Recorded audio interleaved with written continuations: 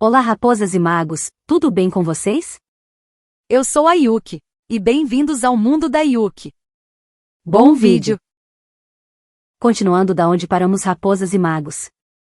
Espero que gostem do vídeo, se inscreva no canal e ative o sininho de notificação para mais vídeos e futuras lives. Deixe seu like e comente o que estão achando. Não deixe de me seguir também nas outras redes sociais, links na descrição e bora lá, raposas e magos.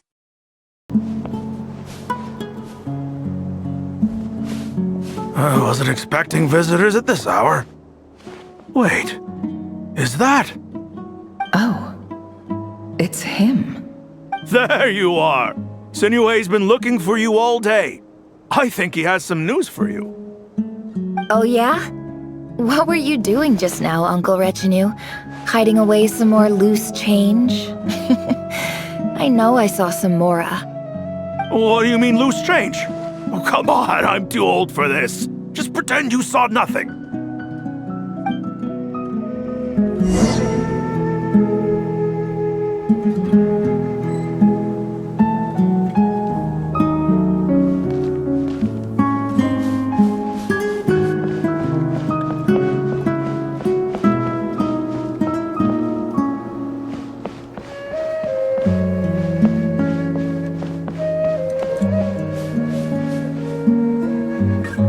Hey, kid.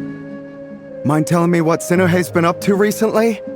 I'm trying to get in his good books and I need a way in. Get in his good books? Why? What do you want with my dad, Uncle Apepi?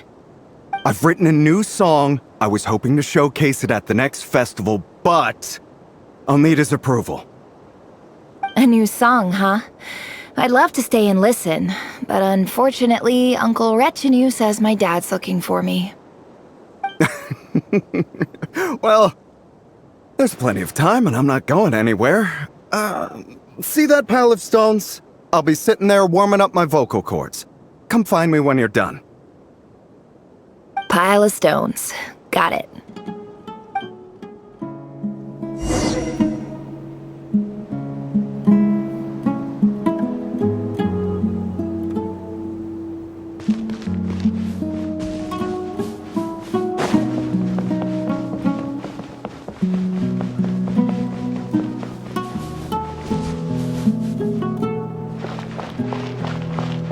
Hi, Dad. Uncle Retinue said you were looking for me. Ah, there's my little princess. If you'd gotten back just a little sooner, you could have shared the spoils of war with me. Spoils of war? Who were you fighting against, Dad? It was just a figure of speech. The aftermath of a sandstorm is no time to be waging war. I was talking about our war against thirst. I went out to fix our water supply problem, and now I'm back. Which means... We have a well again! That's right. I found a new one and brought back as much water as I could carry. It should last us for a good while. If it wasn't for these blasted sandstorms, our wells wouldn't be caving in. You wouldn't be spending all your time out searching for new water sources. As the chief of our tribe, I'm supposed to be leading us out of hardship and poverty, onto better things. You know how prosperous our ancestors were. I've told you all the stories. And look at us now, squeezed into these hovels. No one would choose this, if it wasn't for the endless wars over the years. But things are looking up. I started working with some folks from the academia a few months back. They gave me some contacts in return for my assistance in the desert. So you're the Academia's helper now? Special ambassador, they call it. Think of it as a partnership. It's nothing bad, okay? We've been isolated here in the desert for too long. Seeking opportunities elsewhere is the best thing for us, and the fastest way to progress. So, do you get anything good out of being a special ambassador? Of course. My luck's improving all the time. One day, I swear I'm gonna lead us out of this place. We'll find somewhere new. Somewhere better.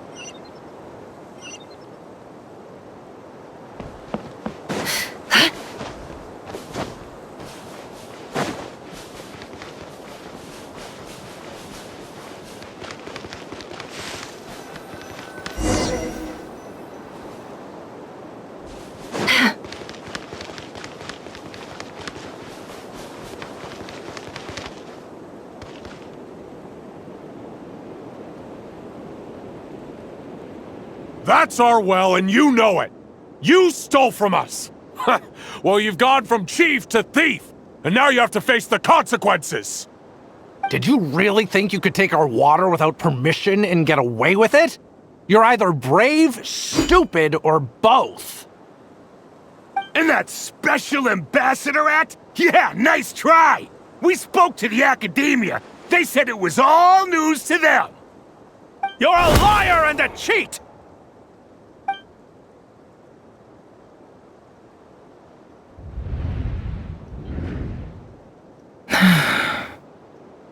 I heard Yehuda gasp, but I don't blame her. Most people are terrified by the sight of blood. Corpses strewn across the ground. The wounds are clearly from scimitars and daggers. The desert dwellers' weapons of choice. There's a handwritten note on the ground. Let's see what it says. Halil, this is Sinuhe, chief of the Shimti tribe. Surely you remember me. I was the one who helped you and your colleagues avoid the quicksand in the desert. This is my second time writing to you. I assume my last letter must have gotten lost in the mail, as I didn't receive a reply. I hope that I'm writing to you because I need some help. That sandstorm the other day completely blocked up our well, forcing me to look for another water source in Iab and Unut territory. It was a matter of survival. Praise the gods. The well of the Iab tribe was intact. It was my last resort. I drew what water I could and left, but not without being spotted. I fear they will retaliate. You told me to write to you if I ever needed help. You said you'd be my ally in the academia. I urgently need you to formally recognize my title of Special Ambassador and send some of your people to assist me for a few days. It's the only way I can convince them that this was the academia's decision and prevent them from retaliating. This is an emergency. Please send help as soon as possible. Looks like this letter never got sent. The writer died a grisly death, and the letter was trampled into the ground. It's badly defaced. Some parts are barely legible. What a ridiculous lie the surviving Shimti tell. Their whole village was butchered over a sip of water.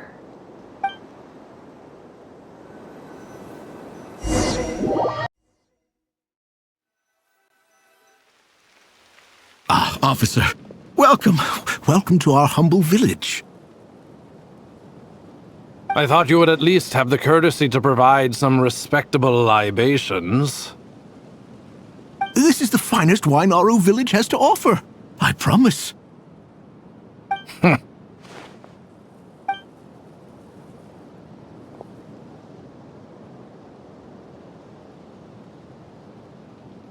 The Academia has agreed to reserve a single space for a candidate from your village. But I remain skeptical of this entire endeavor. I highly doubt anyone in this desert possesses serious academic potential. Please, have faith. If not in us, then in our God. The child we found shows great promise. I beg you, take her away from this place. Give her a chance. Don't let her talent go to waste. I don't recognize her. New arrival? She showed up here a few days ago and we took her in. She's a really bright kid. Please help. I'm begging you. So, where are you from? Nowhere special. Just a sand dune. What about the rest of your family? How many of you are there? Just the one. It's only you? Correct. So, no brothers, no sisters, no mother or father? Any who have slept on a bed of sand, I call my brothers and my sisters. Apart from that, I have no family. All right. Get over here. Sign your name on the form.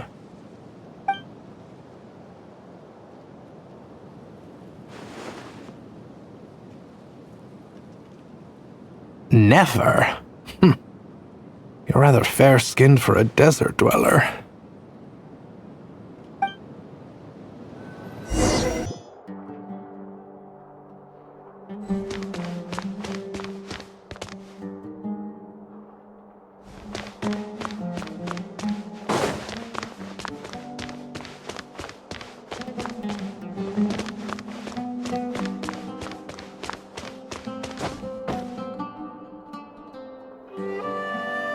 Nefer, this term's assignments have been issued already.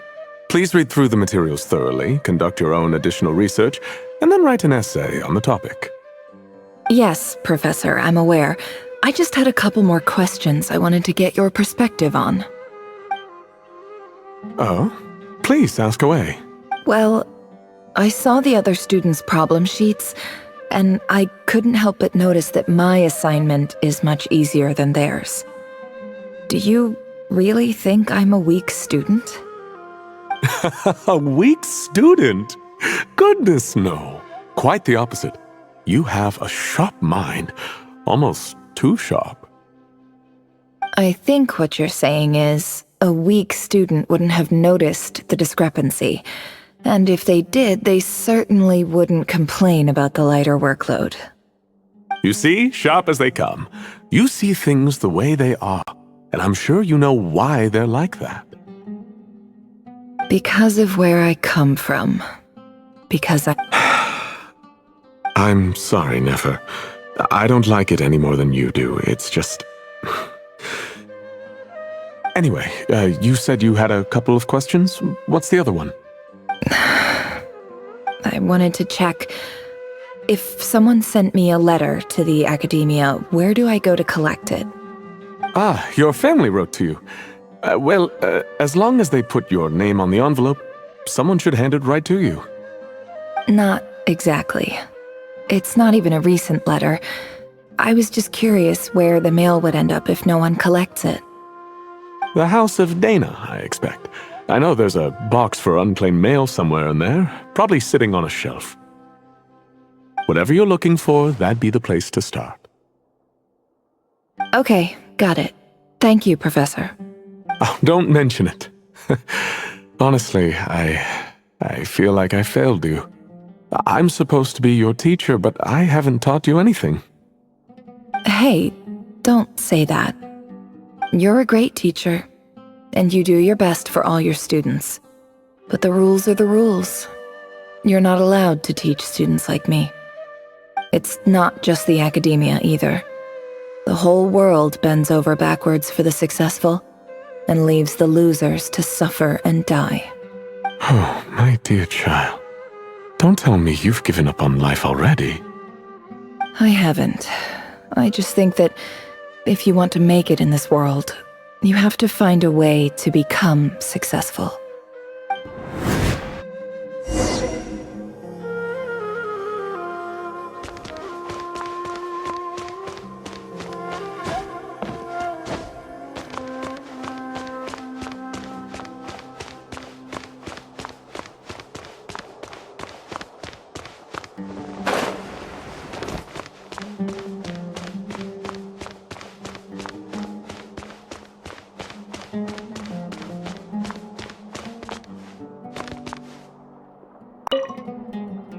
This must be it. A big cardboard box full of unclaimed mail. And probably some letters that ended up here by mistake, too. Let's take a look.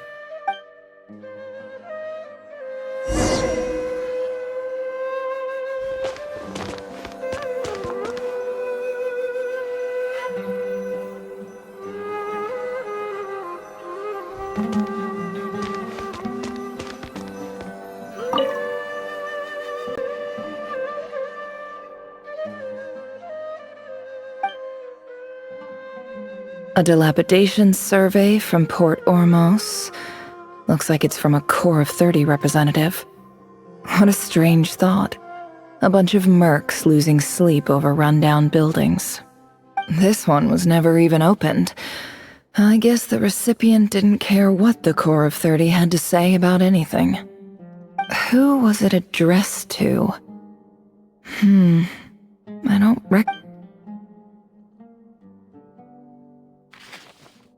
This one is addressed to the Immorta Sage.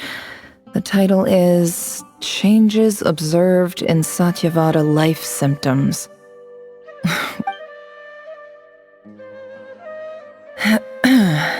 Guided by the incense, we became lost somewhere in the forest. All the barriers between levels of consciousness disappeared as our minds soared around in circles. looking for a branch to seek refuge on. In clinical terms, these symptoms fit the description of incense poisoning. The Amurta Darshan strictly prohibits the use of hallucinogenic substances, but I believe there are still people getting away with it. For example, my neighbor who always breaks out into song and dance after using incense. This seems like something the academia would want to know about. Why? Wait, what's this written on the back? It's so small. The note says, "The sender authored this letter while under the influence of mushrooms. I would send it back, but no return address was provided. Stamped by the Grand Conservator of the House of Dana."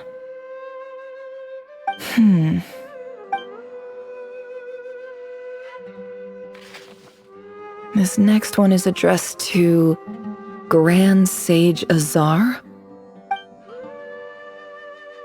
A few words of protest regarding recent changes in Sumeru's educational policy. In recent years, the academia has taken on a small number of students from the desert region. However, it appears to me that these students have not, in fact, been provided with educational opportunities that are, in any meaningful sense, equal to those enjoyed by their peers. As well as receiving dumbed-down assignments and perfunctory tutoring, they do not even have full access to the Akasha system. Education is the fundamental purpose of this institution, which should go without saying in a nation whose founding virtues are knowledge and wisdom. I ask you, is the lip service we pay to the policy of education for desert students truly the standard of pedagogy to which the academia aspires?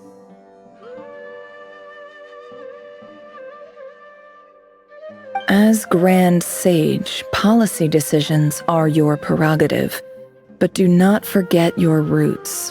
You and I were once students too, as was everyone else in this institution. I do hope you will give some serious attention to this matter. I encourage you to discuss issues like this with myself and others, and listen to some alternative opinions.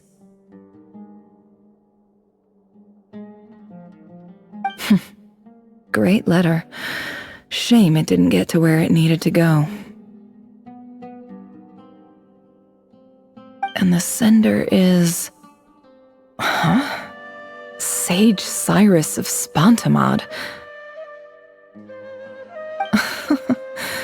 I didn't realize anyone else even knew how bad students like me have it in this place. So this is where letters from the Sage of Spontamod end up? Nice one, Grand Sage. Really enlightened leadership. Whatever. This isn't what I came here for. Moving on. I'm not exactly holding out hope that a letter sent from the desert would even make it here. But if it did, where else would it end up if not in this box? I can't believe how much discarded mail there is. Must have been years since someone last went through it all. And this is just one box. The whole House of Dana is boxes on shelves. I don't believe for 1 second that any human being has sat down and read through all the documents in this place. Who has that much free time on their hands?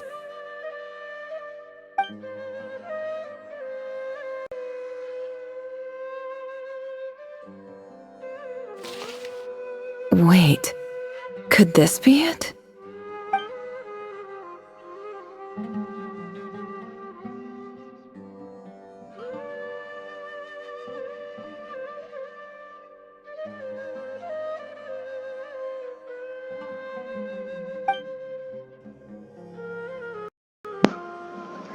Eu não consegui ler o começo, mas eu vou ler depois pra vocês. E claro que estaria bem no fundo da pilha. Claramente ninguém deu uma única olhada nessa carta. Quem diria? Duas. A caligrafia do envelope parece bem familiar. Greetings, Halil. My name is Sinuhe, chief of the Shimti tribe. I was the one who came to you and your colleague's aid when you ran into trouble in the Great Red Sand. I don't know how well you remember it now, but I brought you to safety and gave you some water and other supplies. You seemed very pleased and told me your name. In my tribe, learning a person's true name is serious business, and I therefore see you all as friends. You were kind enough to leave your contact details so we could stay in touch. The Shimti tribe lives a harsh, nomadic existence in the desert. You were sympathetic towards my plight, promising to make me a special ambassador of the academia and help us find a way to make a better living. This brings me to my reason for writing. Our tribe has fallen on particularly hard times, and I would like to ask for your assistance. There was a terrible sandstorm a few days ago, which blocked up the well in our land. To ensure my people's survival, I had no choice but to venture into Iyab and Unut territory in search of an alternate water source. The Iyab and Unut are descended from the Thamudians, while we trace our ancestry to Tulatala. We worship the Lord of Flowers and have had relatively good relations with our fellow tribes up until now. I found a well belonging to the Iyab tribe. They declined to help us, but I really had no other option. So I took some water to keep me and my tribe alive. My actions are certain to incur their wrath. When we met, you assured me that you would be my ally in the academia. I would like to take you up on that offer, because I really need your help. I wonder if you could send an academia representative to meet with me. That aside, the last time you were here, you mentioned that the academia had started accepting students from the desert, and I told you a little about my daughter, Nefer. We have next to no resources here in the desert, and my power and influence are limited. Would you consider enrolling my daughter at the academia? She is a smart girl. I know she won't disappoint you.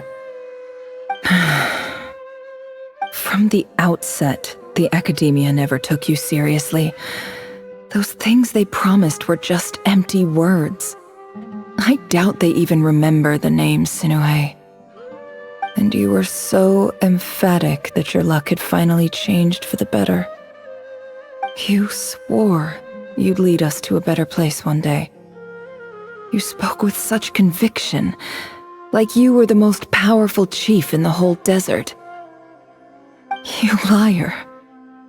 You lied about everything. You promised the world and delivered on none of it. And who fell for it? Just me, by the looks of it. Despite your best efforts. Which makes you a pathetic liar. You weren't even any good at it. I think I'll take over from here. Let me show you how it's done.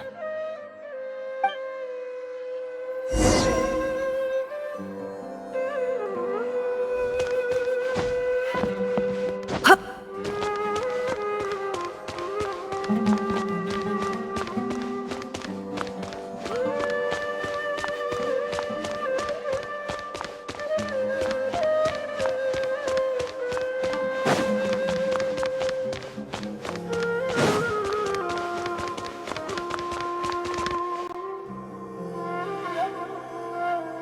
I just came to say goodbye. Thanks for everything you've done for me in my time here. Nefer? You packed your bags. Where are you going? I'm quitting. Something's come up in my hometown. Gonna head back and deal with it. Huh? But this was a hard-won opportunity for you. You know that better than I do. It was, but it doesn't matter. I have more important things to deal with, and they can't wait. Oh, and I didn't want to overfill my bags, so I left some incense on your desk. What's wrong? I thought you liked incense. Although, I did read somewhere in the House of Dana that it has hallucinogenic effects. Don't use it all at once, alright? Isn't this the stuff you brought from your hometown? You're just letting me have it? But you said it's a rare and valuable commodity. Yeah, about that. I lied. It's not rare at all. There's this bunch of ruins near my hometown that are practically overgrown with this plant. It's not worth much. Keep it, it's fine. But never. Alright, that's all from me. You take care.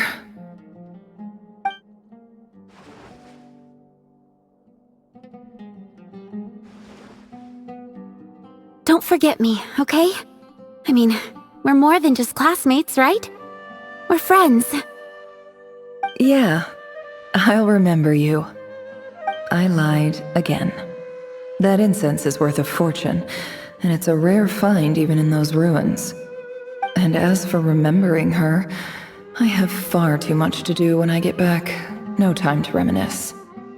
I'll be lucky if I even make it through this alive. But either way, I expect I'll forget you pretty quickly.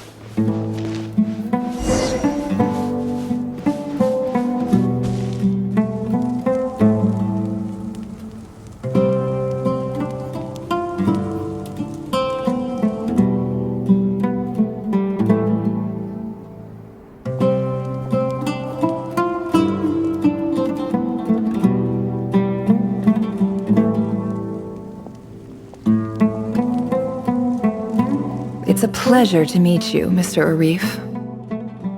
So, what does the Academia want? Since they've sent their special ambassador, I assume there's a big business deal to be made. If not... Please, sir, lower your blade. You're lucky I'm the one they sent.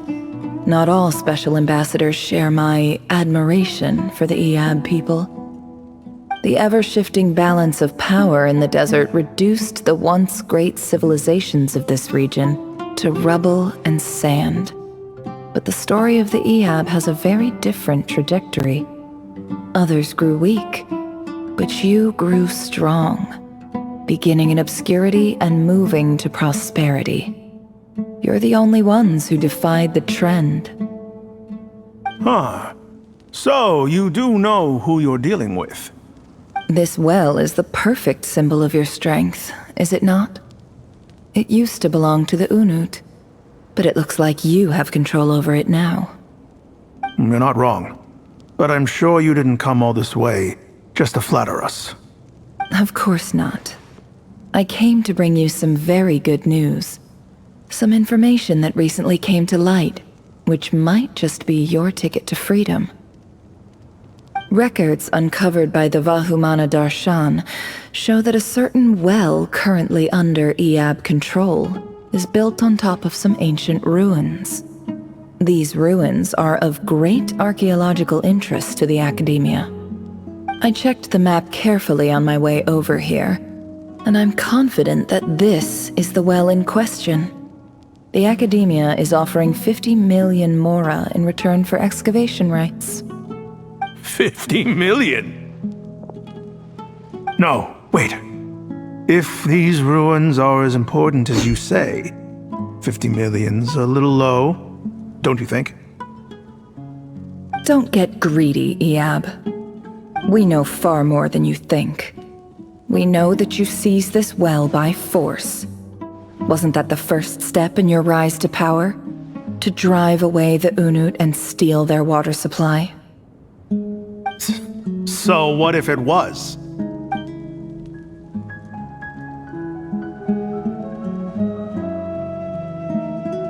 Don't worry. As unscrupulous as it was, it's something we're willing to overlook. The Academia is only interested in dealing with the de facto power holders in the region. I hope I am making myself clear. And I hope your words are the truth. If I find out the Academia is trying to play me, I'll hunt down every one of your people and make you watch as I cut their heads off one by one. I assure you, Chief, that would not be in your long-term interests. You don't want to make an enemy of the Academia. You see how I'm dressed, don't you? I appreciate that you've never been to the rainforest, but surely even you recognize an ambassador's attire when you see it. And what does a barbarian like you have to lose anyway? You really think the Sumeru Academia would bother to come all this way just to lie to you? We have more important things to worry about.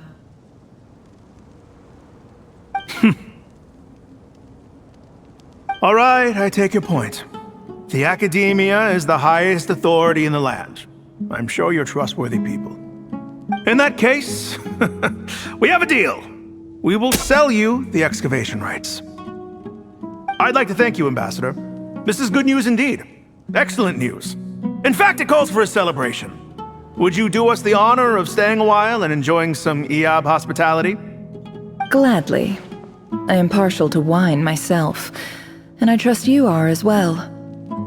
So let's indulge in a few drinks together, in celebration of this momentous occasion.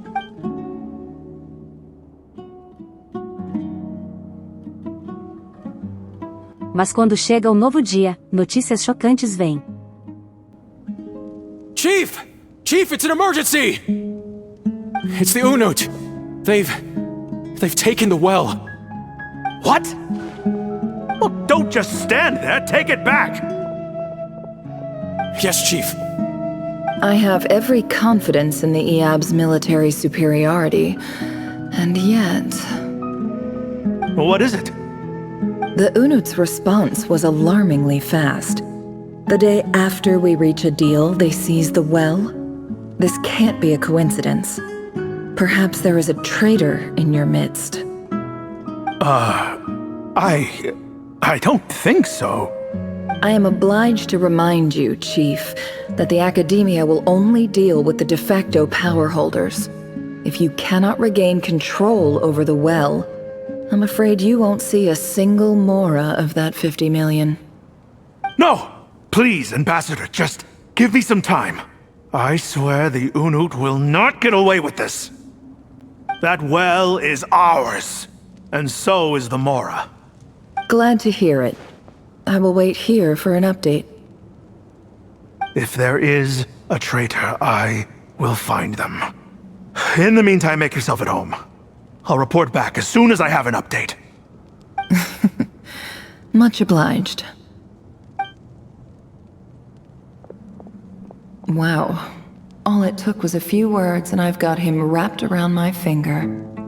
What an amazing feeling. So, in summary, Ambassador, the Academia would rather negotiate with our tribe instead of the Eab, yes? The Eab are ruthless murderers who don't listen to reason. And now they have the gall to interfere in our research projects in the desert region. So let me ask you, Chief. If you were the Academia, what would you do? Kill them all, of course. Precisely. The Academia does not tolerate those who stand in our way. The Eab have held back our academic pursuits for too long, and our patience is wearing thin. At the same time, there is simply no way that the academia can be seen to be intervening in desert affairs. I'm sure you understand where I'm coming from.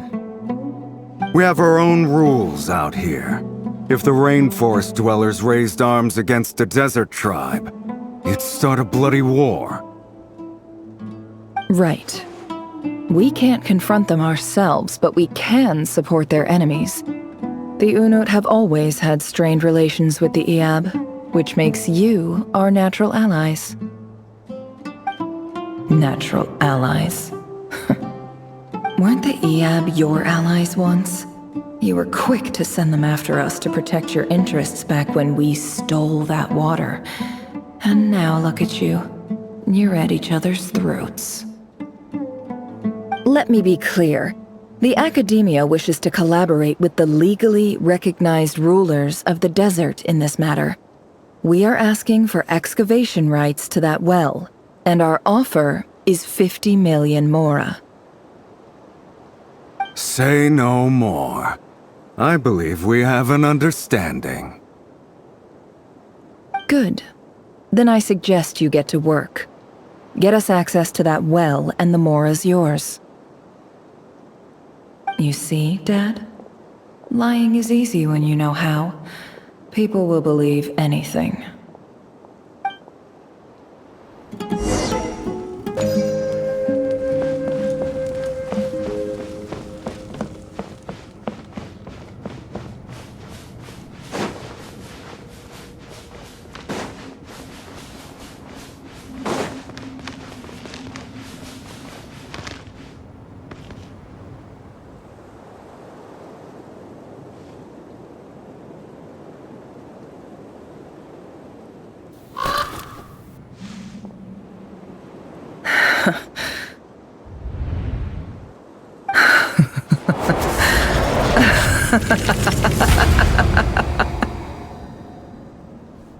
Look at yourselves. You may be vile, savage monsters, but your butchered bodies bleed like any others. You're no different. You're nothing special at all. The monsters who destroyed my home, they're just ordinary, petty human beings. What? I think we're even now. Maybe I've even done the desert a favor. It's a better place without all these people around. Oh, Sinuhe, my gullible fool of a father. Perhaps if you'd been as ruthless as I was today, our tribespeople would still be alive. In this dog-eat-dog world, a chief needs to be tough to survive. But you couldn't do what had to be done. So I did it for you. Nefer, it's okay. All of this is in the past now. I believe I remember you promising to remain silent. Yeah, but even so...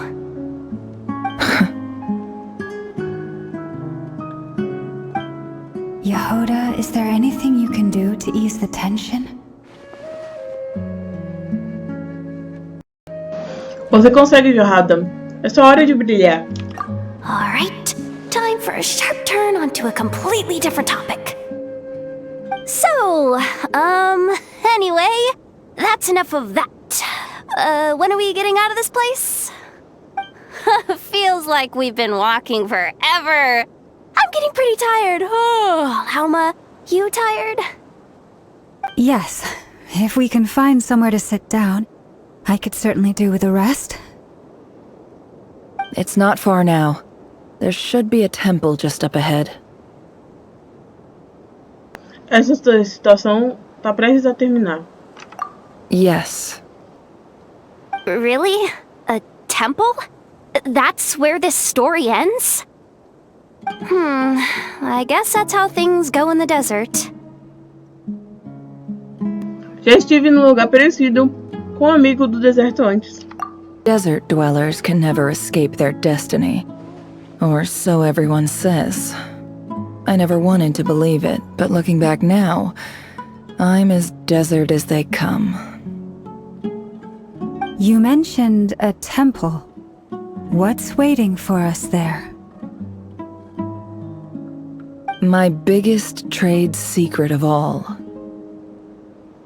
Ah. Then I'm guessing it's where you got your power from. The power to peer into other people's minds. I didn't know you were clued up on any other religions. I'm no expert in the history of Sumeru, but since you come from the desert, I would imagine it has something to do with King Deshret.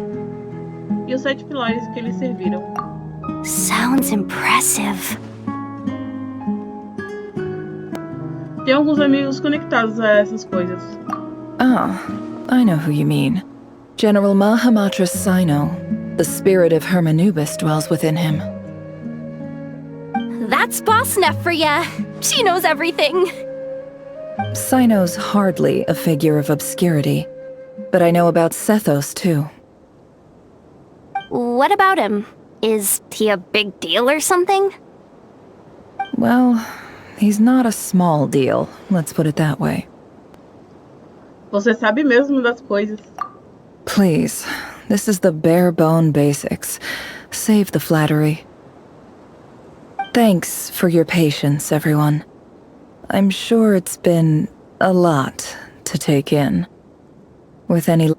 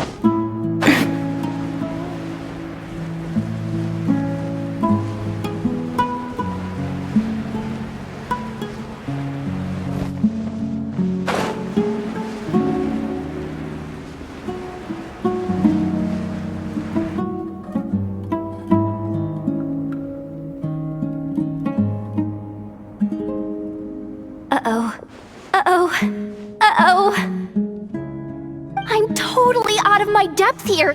I don't have anything to add about any of this stuff. Like, look at that statue, for instance.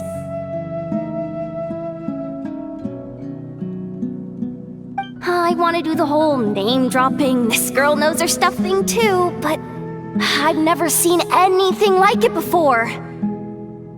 A statue with the head of a bird. Mais uma coisa saída do mausoléu do Rei Deseret. That's Thoth, the Ibis King, one of the 7 pillars of King Deshret. The legends say that he, the Crocodile King, and the Goat King were the 3 retainers of King Deshret. Let's take a look.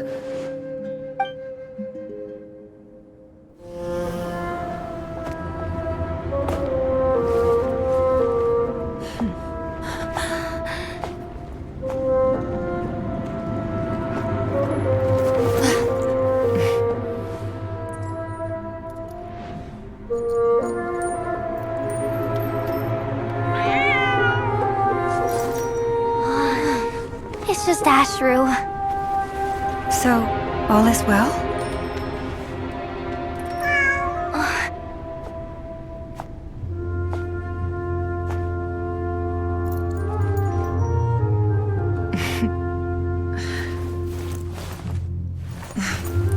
Typically speaking, at this point, the world disintegrates.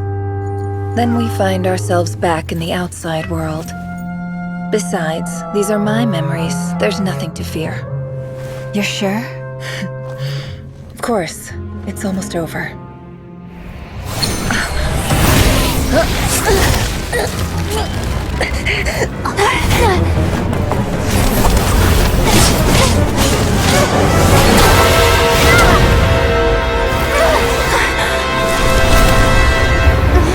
Never! Hold on!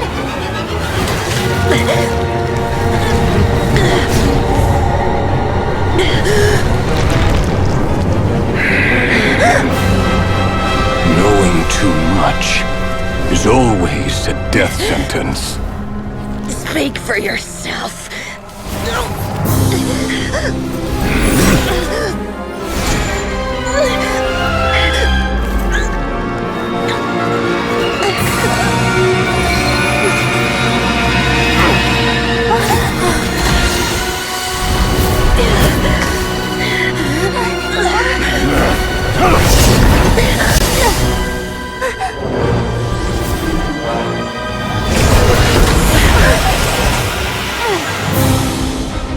How repulsive.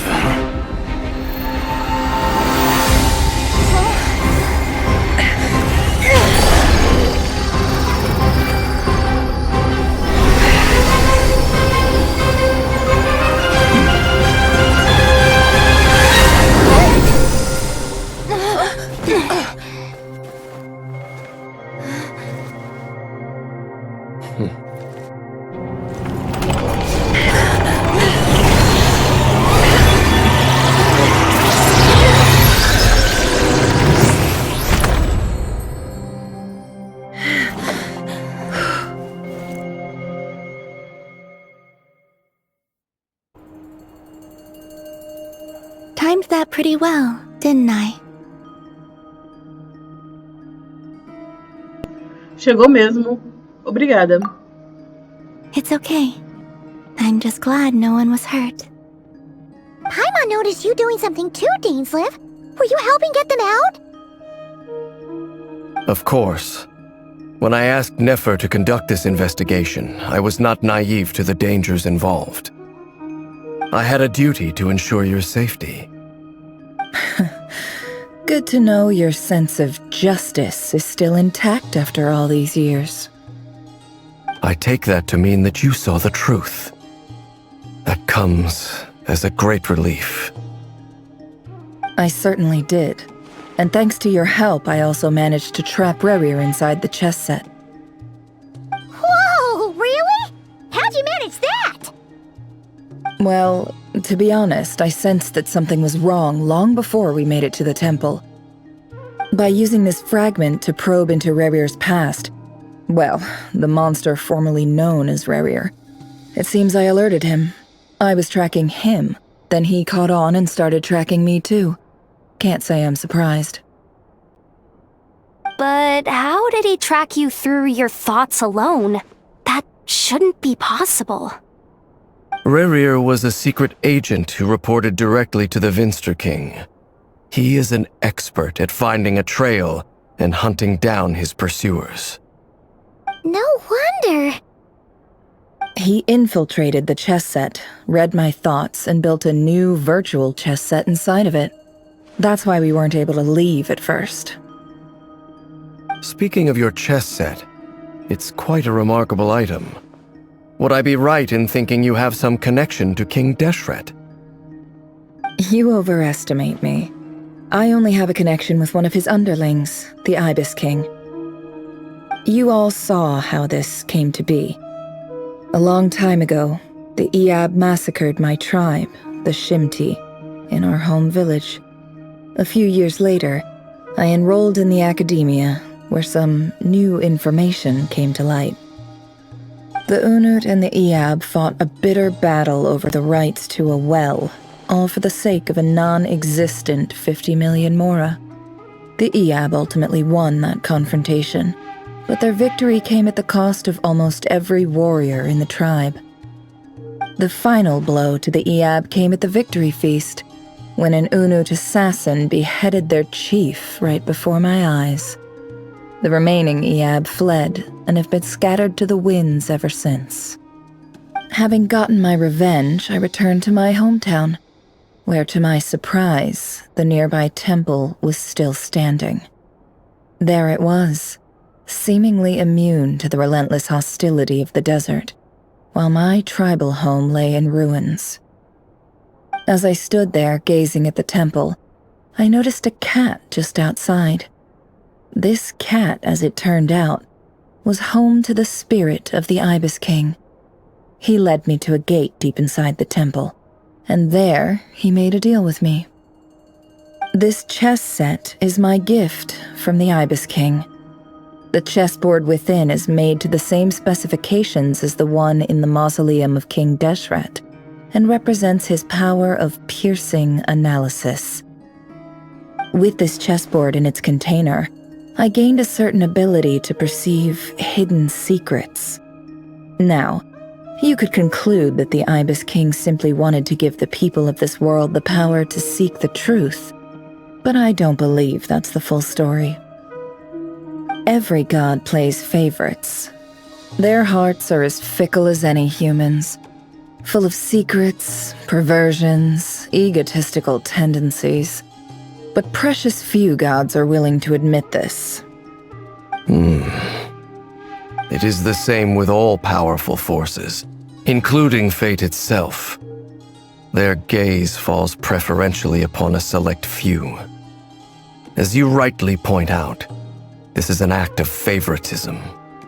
If you're alluding to the Abyss, then yes, I agree. Gather the others. It's time to share everything I've learned. Rapidamente, o grupo se reúne no escritório. Aqueles ocupados demais para comparecer informam aos outros de seus movimentos.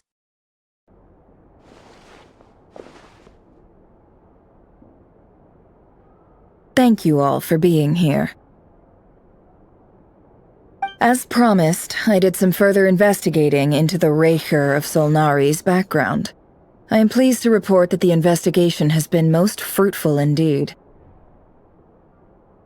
The Reicher of Solnari, real name Rerir, was once a Conrian subject who served the Vinster King. I will now share the important details of his story. Please save any questions or comments for the end.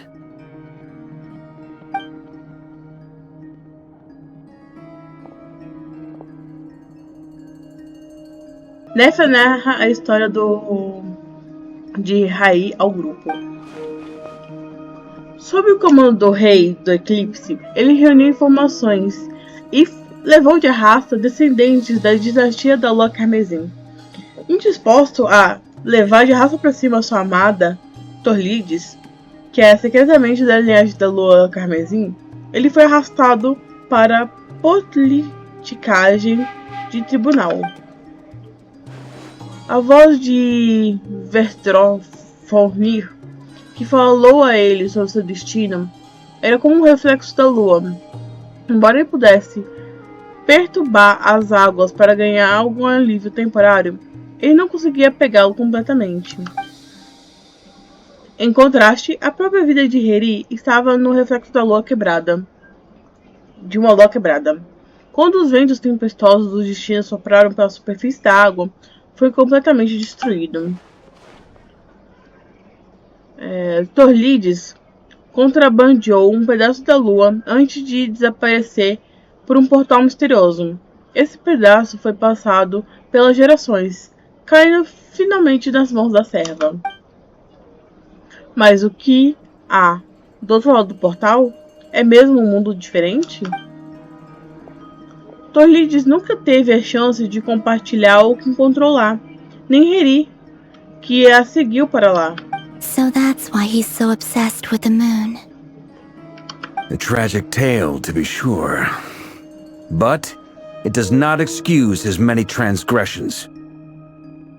No matter how much Rerir suffered in the past, the fact remains that he is what we know today as the Wild Hunt, wreaking havoc upon innocent lives in Nodcry. He becomes more dangerous with each passing day. If left unchecked, it is simply a matter of time before all of Tevat suffers the consequences.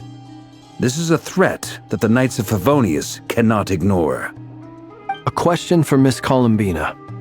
Forgive me if this is presumptuous, but have you ever seen the spatial gateway that appeared in Rerir's memory?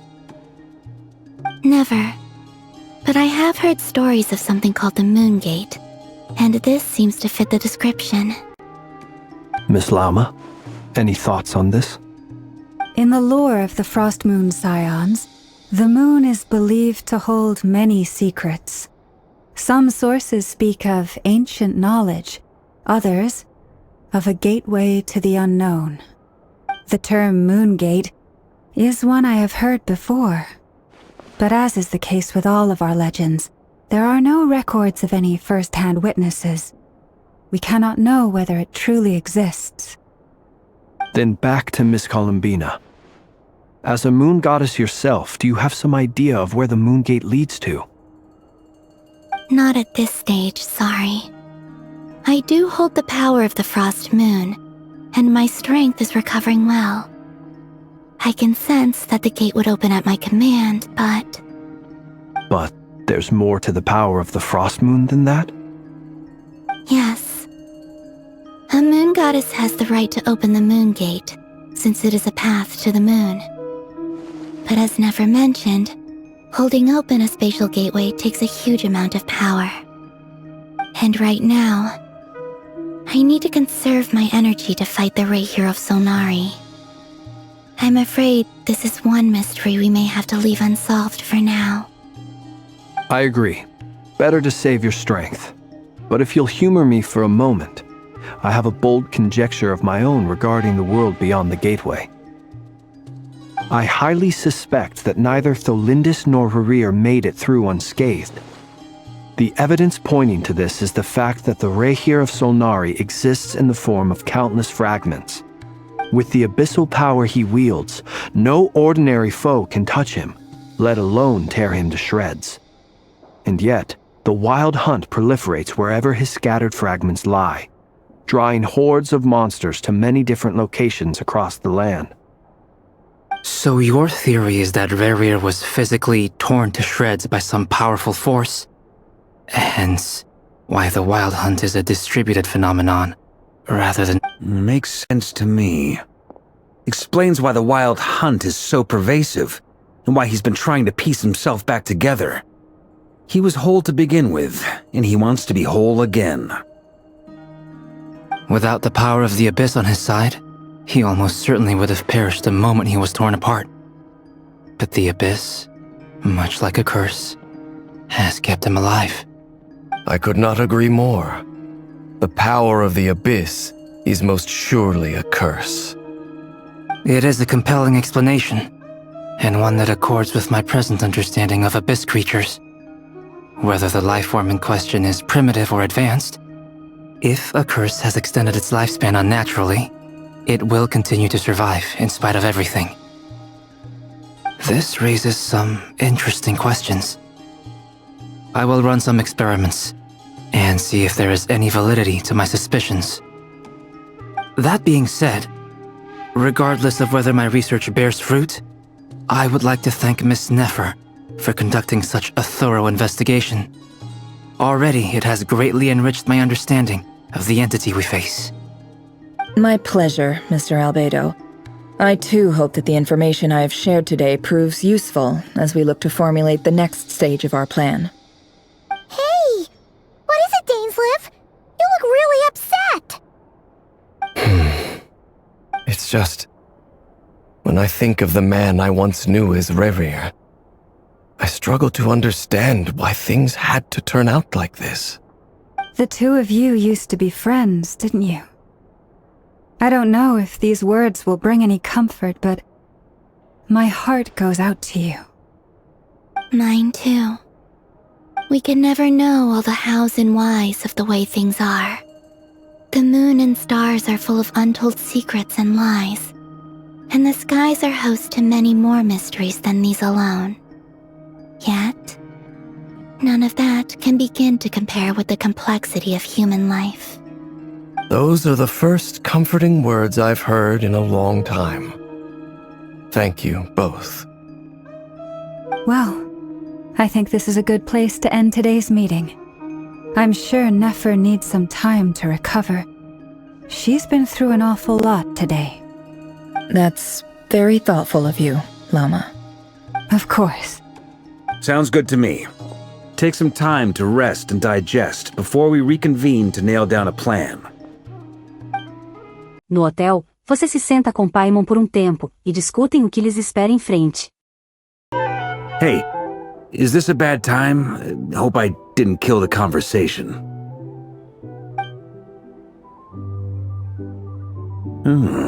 Nice room. Oh, I'm not coming in though. Why not? It's just a hotel room. If it's all the same, I'll just stay out here. I might not look the part, but I'm technically a knight. Barging into people's private quarters isn't the kind of thing we do.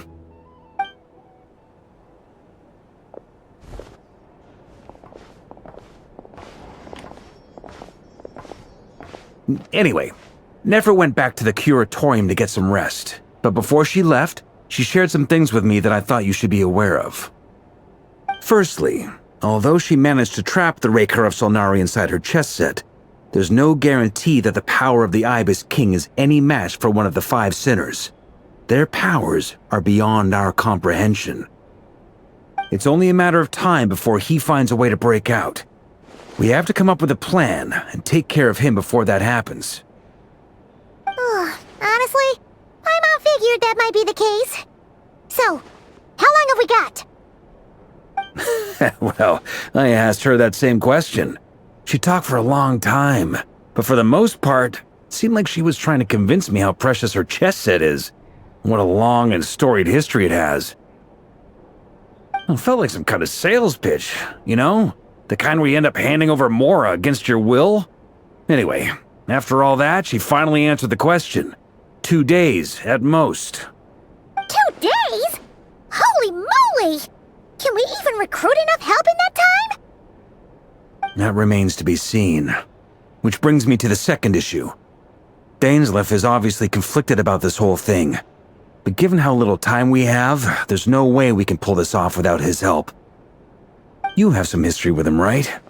Do you think maybe you could talk to him for us? Vou ver o que posso fazer. Great. I appreciate it. All right, on to item 3.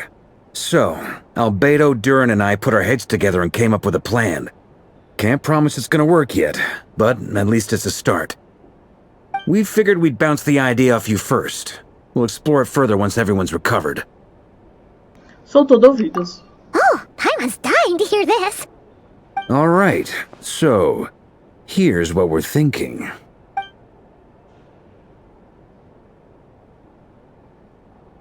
Em uma voz sussurrada, Varkas fala sobre o plano.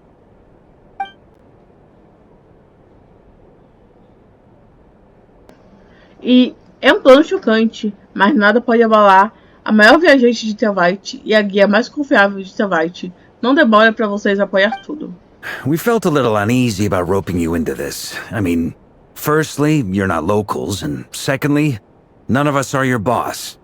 You're well within your rights to refuse if you so choose. Roping us in? Why would you even say that? We know the stakes here. It's all of us against the Reher of Solnari, or none of us stand a chance. I choose my words very intentionally, I'll have you know. I like to think there's an art to striking a down-to-earth tone even when the stakes are through the roof. Sir Varka, I have a few thoughts about this plan. I'm all ears. I think we can be more flexible with how the roles are allocated. In my view, the most sensible lineup would be like this.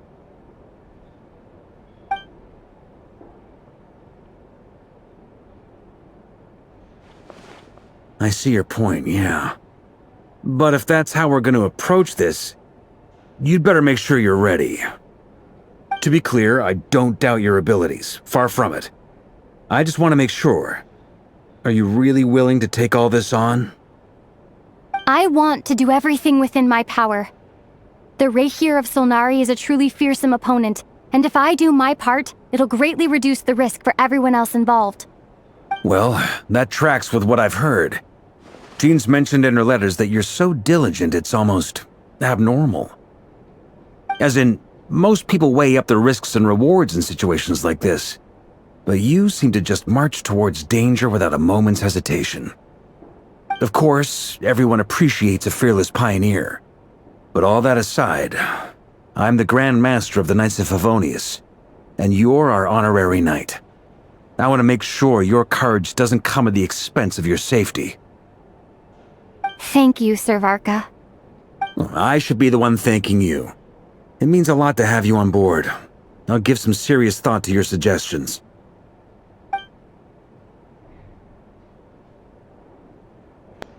Varkas faz uma referência bem cavaleirística e disse que verá vocês novamente no hotel mais tarde. Ele organizou para que todos se encontrassem e finalizassem o plano de ação. Para aliviar o clima, ele reservou o hotel para esta reunião, para todos conversarem enquanto bebem. Conforme a lua sobe ao céu, você e Paimon deixam seu quarto, discutindo se Paimon tem outras opções além de seu suco de frutas. Todos já estão lá aguardando você.